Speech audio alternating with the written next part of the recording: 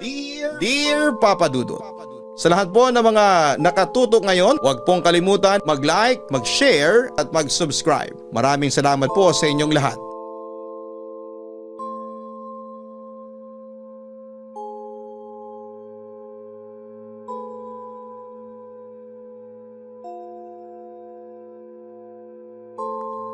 Dear Papa Dudut, ako po si Ronel at bata pa lamang ako ay lapitin na ako ng mga multo. Hindi ko maipaliwanag kung bakit, pero parang lagi akong nakakakita o nakakaramdam ng mga bagay na hindi nakikita ng iba. Siguro'y dala na yon ng kabataan ko sa dating bahay namin sa lungsod. Pero nang bumili ang mga magulang ko ng mas malaking bahay sa Cavite, mas lumala ang mga nararamdaman ko, Papa Dudut.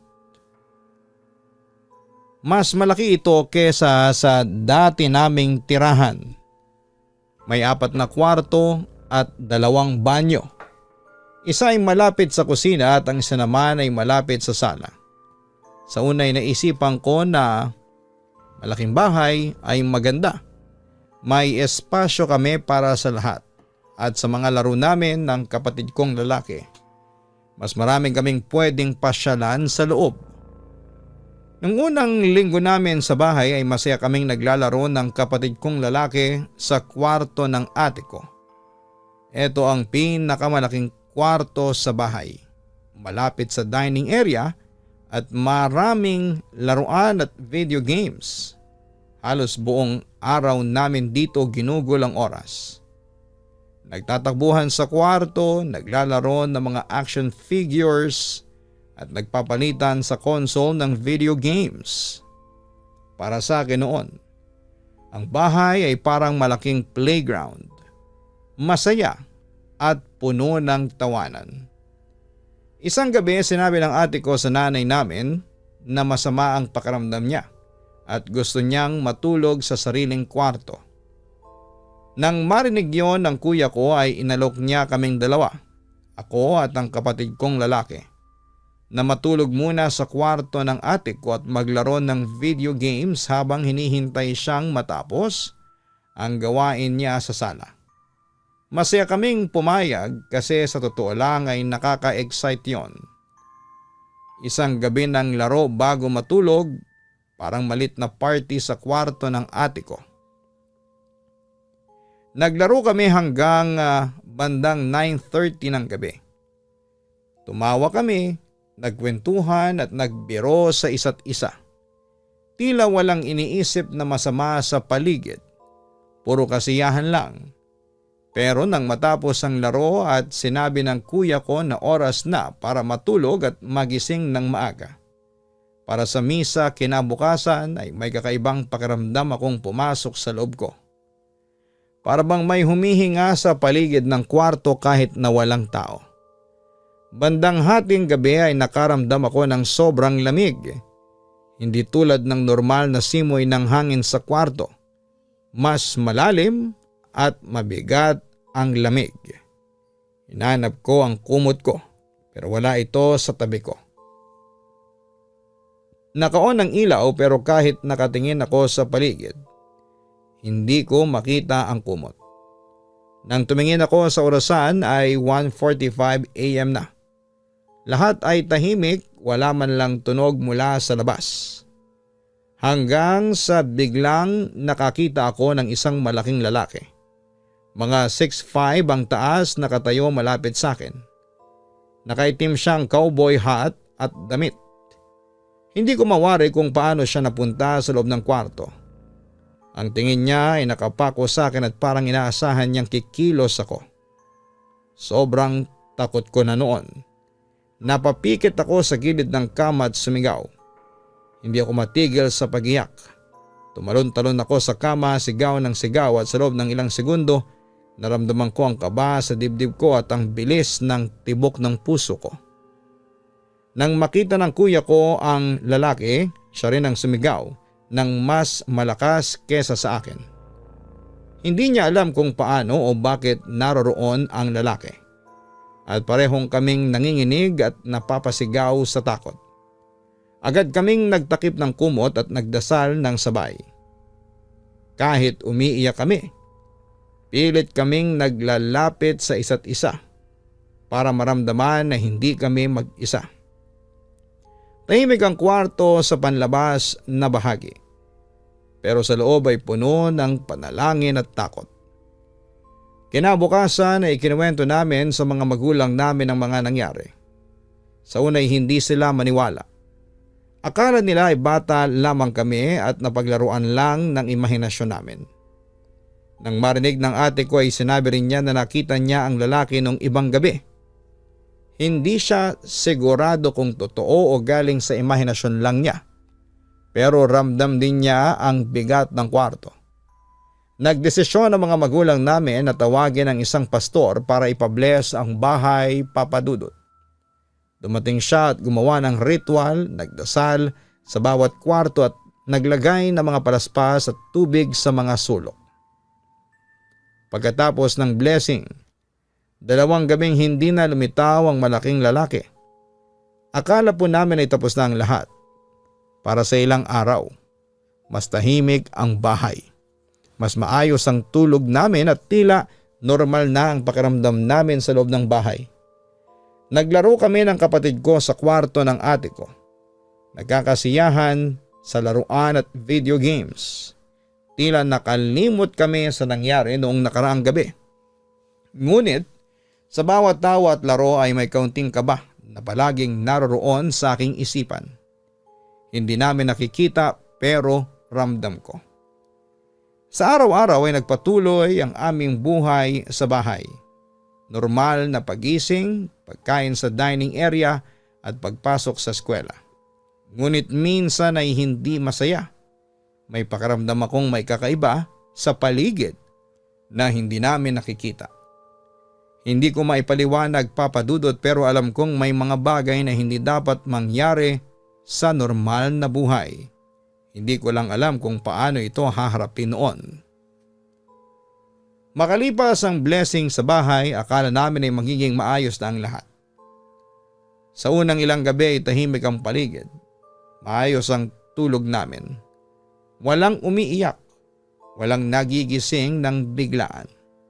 Akala po namin ay gumana na ang ipinagdarasal ng pastor at ng mga magulang namin. Medyo bumalik ang gaan ng pakiramdam namin. Nakakapaglaro ulit kami ng kapatid ko sa kwarto ng ate ko na walang kaba. Kahit papaano bumalik ang normal na takbo sa pang-araw-araw. Pero sa ikalimang gabi ng linggong yon ay bumalik ang takot. Gising pa ako noon. Nakataligid lamang ako sa kama at nakatingin sa kisame. Naka-on ang ilaw ng kwarto dahil sanay kaming hindi patayin yon. Bigla ko napansin na may nakatayo sa dulo ng kwarto. Hindi siya gumagalaw. Hindi rin siya nagsasalita at malaki pa rin siya. Katulad ng nakita namin noon. Suot pa rin niya ang itim na sombrero at itim na damit. Hindi ko alam kung paano siya muling lumitaw. Basta nandun lamang siya, Papa Dudut. Hindi ako makasigaw kaagad. Parang may pumipigil sa lalamunan ko. Tinignan ko ang kapatid kong lalaki at ang kuya ko. Pareho rin silang gising at nakita ko sa mga mata nila na pareho kami nang nakikita. Doon na kami sabay-sabay na umiyak. Nagdasal kami ng malakas, hawak-hawak namin ang isa't isa.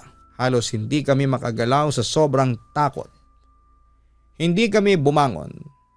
Hindi kami tumakbo at nagkulong lamang kami sa kama at nagdasal hanggang sa mapagod kami sa kakaiyak.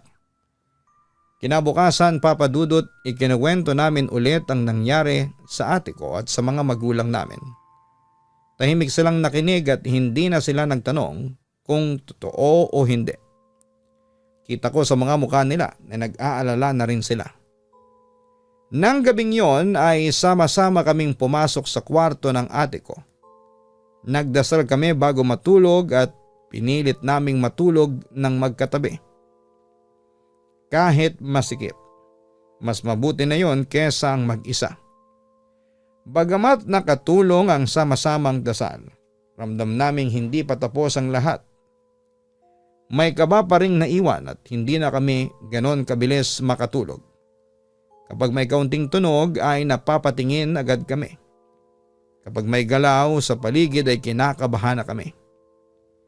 May isang gabing mahimbing na sana ang tulog ko. Bigla akong nagising at hindi ko alam kung ano ang oras na. Nakatitig ako sa pinto ng kwarto, Papa Dudut. May nararamdaman akong may nakatingin sa akin mula roon. Hindi ko maalis ang tingin ko. Nakita ko ulit ang lalaki, nakatayo ulit siya sa may pintuan. Hindi siya lumalapit. Hindi rin siya umaalis. Nakatutok lang ang tingin niya sa akin. Hindi ako sumisigaw at tahimik akong bumangon at tumakbo papunta sa kama ng kuya ko. Gumising siya agad nang maramdaman niya akong yumakap. Sabay kaming nagdasal. Nagtakip kami ng kumot hanggang sa mag-umaga. Wala kaming imikan, wala kaming tanong at alam na namin ang nangyayari. Isang araw ay hindi ko na napigilan ang sarili ko. Tinanong ko ang nanay ko kung may nangyari ba dati sa lupa kung saan ay itinayo ang bahay. Hindi siya agad sumagot at tahimik lamang siya sandali. Nang magsalita siya, hindi malinaw ang sagot.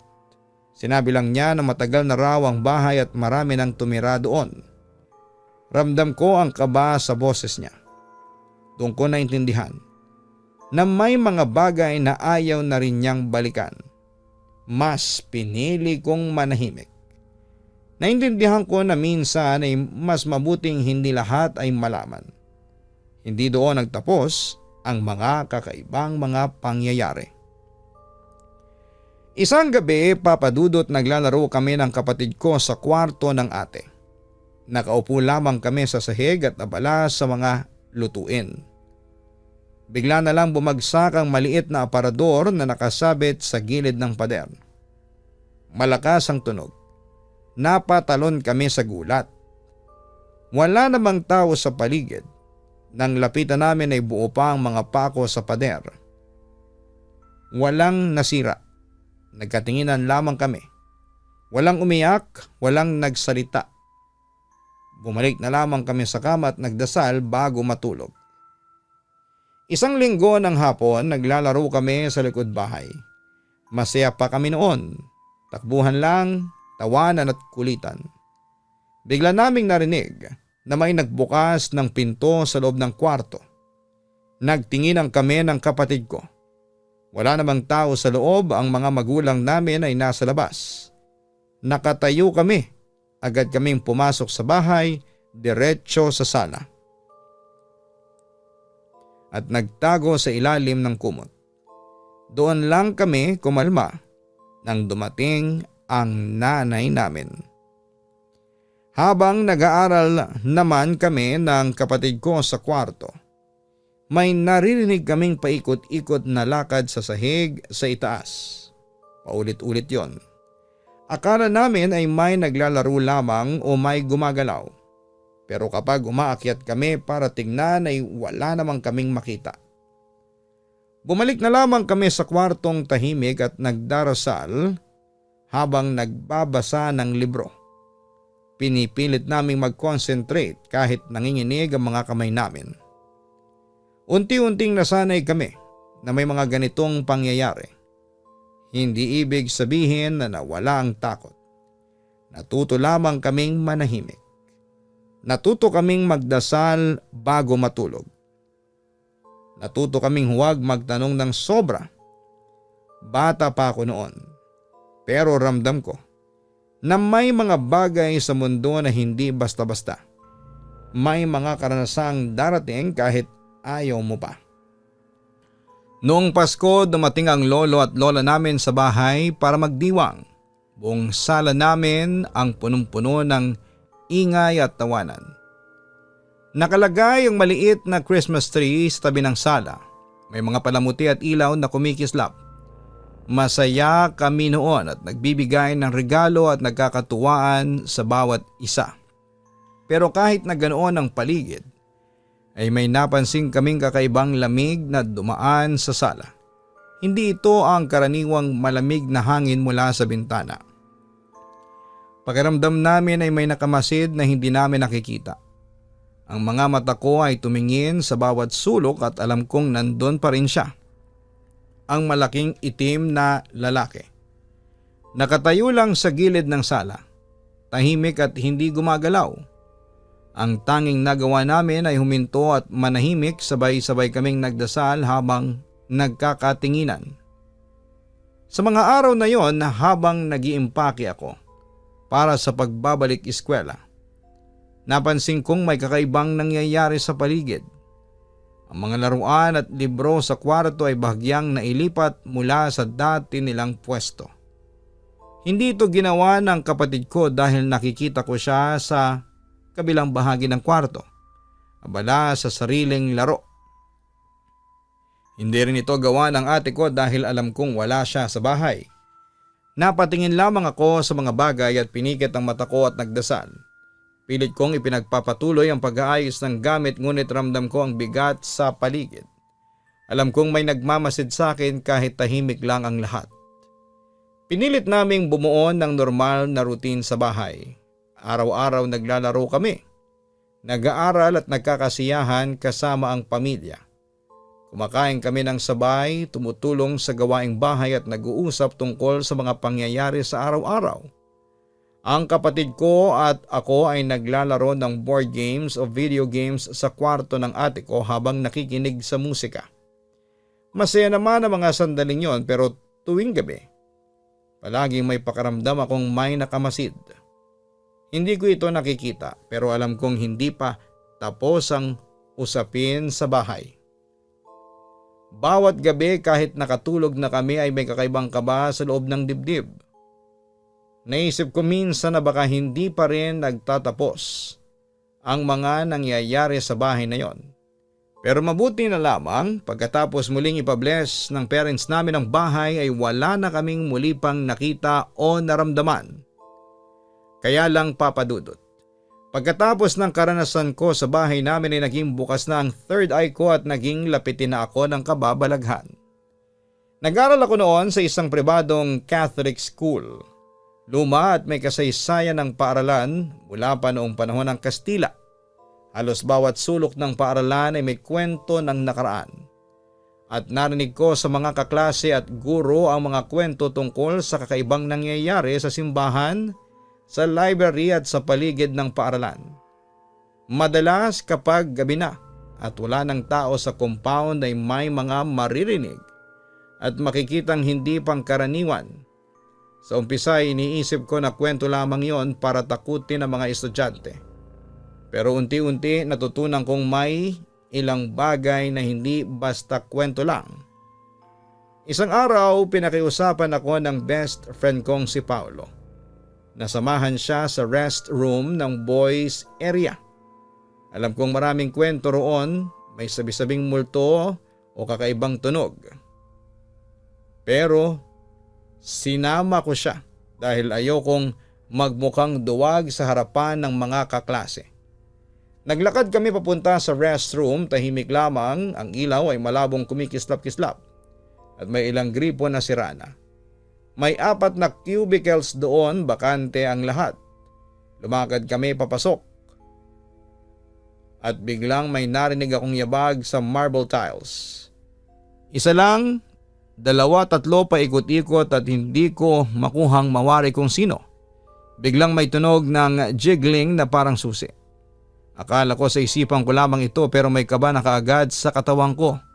Tumigil kami sa gitna ng koridor at nakatingin sa paligid at hindi makagalaw.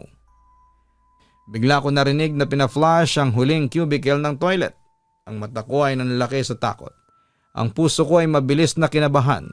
Hindi ko alam kung paano ako makakilos. Tinitigan ko si Paulo at nakita kong pareho kaming frozen sa takot. Wala kaming imikan pero ramdam ko ang kaba niya. Sinabi ko sa kanya na, "Paulo, narinig mo ba yon?" Bigla siyang tumakbo palabas. Naiwan akong nakatungo sa harapan ng salamin. Nakapikit ako at hindi makagalaw. Parang may pumipigil sa akin.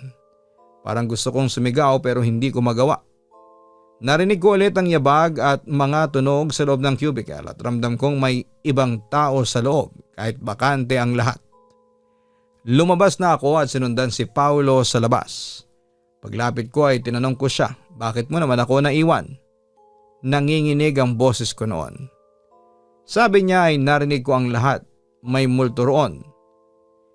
Hindi ko alam kung paano niya nalaman pero ramdam ko na totoo. Hindi yon imagination lang. Mula noon ay natutunan kong hindi lahat ng nakikita at naririnig ay normal. Ito ang unang karanasang talagang tumatak sa isipan ko sa loob ng school namin. Hindi ko ito malilimutan at hanggang ngayon ay dala ko pa rin ang pakiramdam na may mga bagay na hindi basta-basta. Simula noon ay mas naging maingat ako sa paligid. Kahit sa bahay, kahit sa eskwelahan ay palaging alerto ang mata ko at tenga ko. Kahit masaya ang paligid ay ramdam ko lagi ang kakaiba. Natutunan kong huwag masyadong magtanong at mas mabuting manahimik sa oras ng mga ganitong karanasan. At may mga pagkakataon na kahit nakangiti ako sa harapan ng mga kaibigan, sa loob ko ay nanginginig pa rin po ako. Alam kong may mga bagay na hindi basta maipaliwanag at mas mabuting maging maingat kaysa malagay sa panganib. Lumipas sa mga taon at unti-unti akong nakasanayan ng routine sa bahay. Nag-aral ako ng mabuti sa school, nakisalamuha sa mga kaibigan, at naglalaro sa bakuran o sa mga kalye ng aming subdivision. Tuwing lumalakad ako sa lumang simbahan malapit sa school ay palaging may kakaibang pakiramdam na may nakamasid sa akin. Hindi ko maalis sa isipan ko ang mga kwento ng multo at kakaibang presensya sa paaralan na na-experience ko mismo. Kahit na hindi ko nakikita, ramdam ko ang bigat ng mga alaala. Minsan sa gitna ng klase, biglang maaalala ko ang takot noon at kinakabahan ako. Pero pinipilit kong manatiling normal sa harapan ng mga kaklase. Lumaki ako nakapagtapos sa kolehiyo, nakahanap ng trabaho at nagkaroon ng sariling pamilya. Pinilit kong limutin ang mga nakakatakot na karanasan mula sa pagkabata. Iniwasan kong pag-usapan ang mga yon kahit sa asawa ko. Pinili kong ituon ang isipan sa trabaho, sa anak at sa araw-araw na buhay. Pero tuwing naiisip ko ang lumang bahay at ang lumang paaralan, para bang bumabalik ang takot sa puso ko. Hindi ko maiwasan na maalala ang mga gabi na may nakamasid sa akin. May yabag sa marble tiles, doon sa restroom, at ang malaking itim na lalaki sa kwarto namin noong bata pa ako. Noong 2023, habang naglalaro ang 8 taong gulang kong anak sa porch ng bahay, mabilis siyang tumakbo pabalik sa loob ng bahay at nanginginig at hawak-hawak ang braso niya. Napansin ko ang faint bruise sa braso. Parang may humawak at hinila siya palabas. Tinanong ko kung ano nangyari sa kanya. Ang sabi niya ay may lumitaw na batang babae at hindi raw siya isang pangkaraniwang bata. Halos 15 taong gulang siya. Ngunit may kakaibang kilos papadudot. Halos ilang pulgada lang siya sa lupa, lumulutang habang nakatingin sa anak ko. Sinabi niya raw sa anak ko na I want you to come with me to a place where it is much more fun than here. At sinubukan siyang hilahin kaya mabilis na tumakbo papasok ng bahay ang anak ko. Halata sa mata ng anak ko ang takot habang nagkukwento. Tinanong ko siya kung nagbibiro lamang siya, ngunit halata sa kanyang mga mata ang takot. Ang kanyang boses ay nanginginig at tila hindi niya maipaliwanag ang nangyari. Hindi namin malaman kung sino ang batang babae at hindi na siya muling nagpakita pa. Napagtanto ko na kahit lumipas ang maraming taon ng mga karanasan ko noon, ay may epekto pa rin sa ngayon. At parang ipinapasa sa susunod na henerasyon ang kakaibang nakikita at naririnig ng mga bata. Dahil sa mga karanasan ko mula sa pagkabata ay natutunan kong maging maingat at igalang ang mga kakaibang presensya. Tinuruan ko rin ang aking anak at mga kapatid na maging maingat at magdasal sa tuwing may mga kakaibang mararamdaman. Hindi kami natatakot basta-basta, pero alam namin kung paanong harapin ang mga ganitong pangyayari. Natutunan naming huminto, manahimik at magdasal. Hindi lahat ng nakikita at naririnig ay kailangan maintindihan at minsan ay sapat na ang mag-ingat at manatiling maingat sa kilos. Pinilit naming bumuo ng isang matatag na pamilya. Nagkaroon kami ng regular na family prayer bago matulog at sa bawat espesyal na okasyon. Mas naging close ang relasyon namin ng asawa ko at mga anak. Habang natututo kaming magtiwala sa isa't isa. Ang takot na dulot ng nakaraan ay unti-unting napalitan ng pagmamahal at pagkakaisa ng pamilya. Isang araw, Papa Dudut, bumalik ako sa lumang bahay sa Cavite kasama ang pamilya ko para bisitahin ang lugar. Hindi ko na maramdaman ang presensya ng malaking itim na lalaki. At ang bahay ay tahimik at ligtas na. Narealize ko na ang pinakamalaking takot ay nawawala kapag ang pamilya at pagmamahal sa paligid ay sagana. Habang naglalaro ang mga anak ko sa lumang kwarto, naalala ko ang mga unang gabi ng takot sa bahay. Pero ngayon, alam kong kaya naming harapin ang anumang bagay na darating sa amin. Ang bahay na dati ay nakakatakot. Ngayon ay puno ng tawa at saya ng pamilya. Ipinapakita ko sa anak ko kung paanong maging maingat at igalang ang mga kakaibang karanasan. Pinapaalala ko rin sa kanila ang kahalagahan ng panalangin at pagmamahal sa pamilya. Sa bawat kwento at pangyayari, natututo kaming maging matatag at may tapang sa harap ng takot. Sa huli ay natutunan naming harapin ang nakaraan at hindi na hinahayaan na kontrolin kami ng takot. Ang mga kwento ng bahay, school at batang lumulutang ay bahagi lamang ng aming alaala. Ngayon kami ay mas matatag, mas malapit sa isa't isa at natutunan naming mamuhay ng may tapang, pagmamahal at pananampalataya. Ang takot ay bahagi ng buhay pero natutunan naming hindi ito siyang mamamayani sa amin. Ang pagmamahal ng pamilya, ang sama-samang dasal at pagiging alerto sa paligid ang aming sandata. Kahit na may mga bagay na hindi may paliwanag, natutunan naming harapin ang mga ito ng may respeto at tapang. Ang nakaraan, kahit puno ng kababalaghan, ay nagturo sa amin ng kahalagahan ng pamilya, ng pagtutulungan at pananampalataya. Lubos na gumagalang, Ronel. Ang takot ay hindi palaging masama.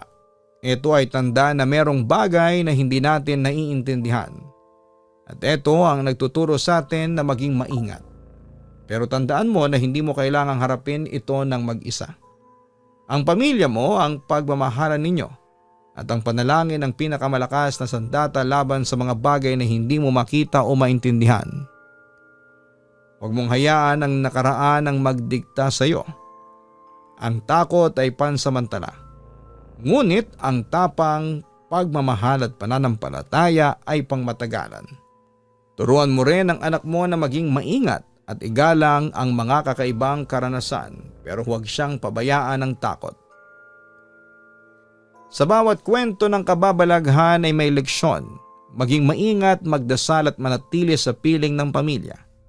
Kapag may tapang at pagmamahal sa paligid, anumang bagay na dating nakakatakot ay magiging normal na bahagi ng buhay.